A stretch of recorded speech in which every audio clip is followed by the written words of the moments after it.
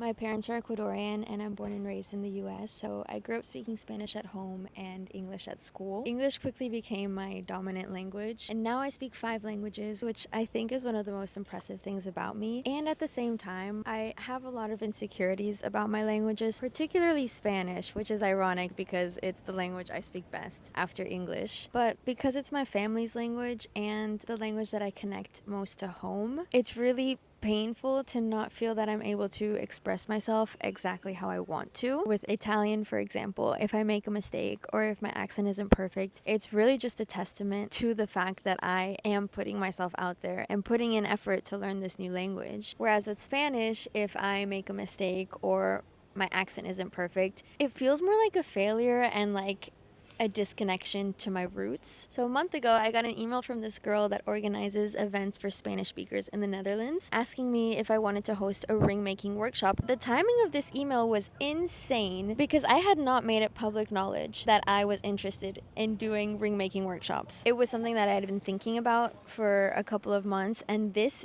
day that I got the email was the first day that I kind of started putting pen to paper, was actually making plans of what I wanted to do and thinking about this more seriously. And that very day, I get this email from her. So it was just very serendipitous. It felt like a really good opportunity. But there was this little voice in my head that was like, oh, no.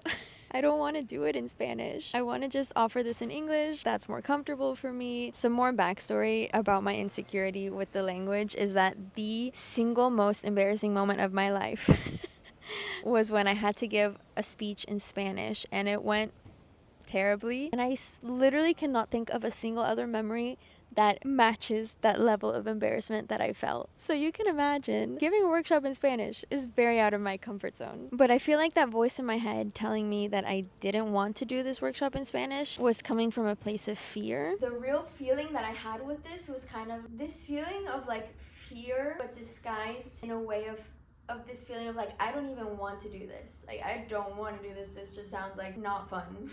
I know if I go dig deeper, the reason I don't want to is because it's uncomfortable. So it's not really that I just don't want to. It's actually like that it is uncomfortable and scary. Lately, I'm really trying to push myself out of my comfort zone and not let fear stop me from doing things. So I heard this little voice in my head saying, no, don't do this. And I said, I'm not gonna listen. I'm going to do this. I'm going to step out of my comfort zone. I know I'm capable. I know it's just gonna be a little uncomfy, but I know I can absolutely do this, and I'm gonna be really proud of myself when I do. My first ring making workshop is tomorrow. I'm actually not that nervous, but it's like I definitely feel less confident about it than if it was in English. I do want to practice what I have to say just because the Spanish aspect is gonna be a little stressful for me. I'm gonna act like the girls are here. Hay 4 pasos. Ahora lo voy a limar para que esté smooth.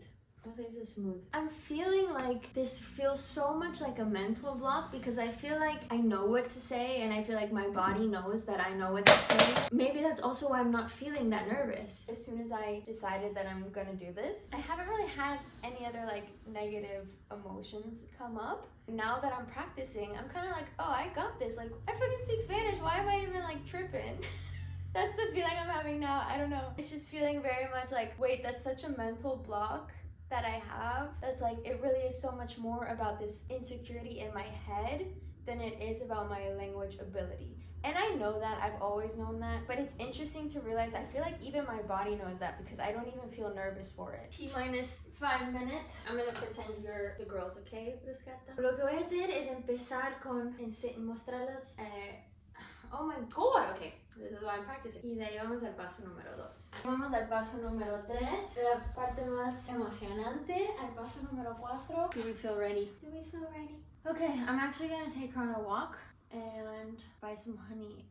My throat is hurting, so that's a huge sitch. And I am starting my period, I think today. But like today or tomorrow, and I'm already having symptoms, so that's really terrible timing. I did it and it went very well. I have been loving just hosting events for women in Amsterdam, so that was super fun. I'm very proud of myself for stepping out of my comfort zone. It was difficult in a different way than I was expecting. I was most nervous about instructing in Spanish and having to actually like teach the process of making a ring in Spanish, and that went super smoothly. The part where I felt like I struggled a bit more was the social aspect and connecting to the woman. I feel more quiet in Spanish. I feel like I'm not fully myself. So that's where I'm gonna have to continue pushing myself out of my comfort zone, continue putting myself in social situations in these different languages that I speak, because that's the only way to improve. And the truth is that because of my insecurities with language, sometimes I don't mention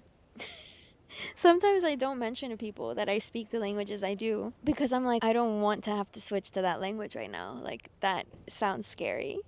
And I cannot keep doing that because I need to put myself in these situations and make the mistakes and be uncomfortable. And that's the only way to keep the languages as well, because you lose them so easily. It was also interesting to note, I think often our mental block is the most difficult part of the whole thing. I feel like deciding that I wanted to push myself out of my comfort zone and do this was almost the biggest obstacle of this whole thing, more than actually doing the thing. And I feel like that is how it is a lot of times in life. I've also just been thinking about how it's such a beautiful thing to be able to choose how we want to step out of our comfort zones, because there's gonna be a lot of times in our lifetime where life just puts things in our paths and we're forced to go out of our comfort zone in sometimes less fun, less pleasant ways. So it's really beautiful to be able to expand our comfort zone in the way that we choose, so that when life does throw things our way, we are more prepared and we have already acquired more tools to handle different uncomfortable situations. And that comfort level is different for everyone. It could be a really small baby step, or it could be this really huge leap, and only you know what's right for you. I would love to hear about the last time that you stepped out of your comfort zone, and or about how you're planning on doing it soon. Maybe something exciting is coming up. I would really love to thank you for watching. I really appreciate you being here. This is my second YouTube video. I think there's like 12 subscribers at the moment, so I really extra appreciate anyone that's here at the beginning of my journey. Chat with me in the comments. I literally appreciate you so much, so I would love to hear about your thoughts on this topic and how you've been stepping out of your comfort zone. Thanks for watching. Bye.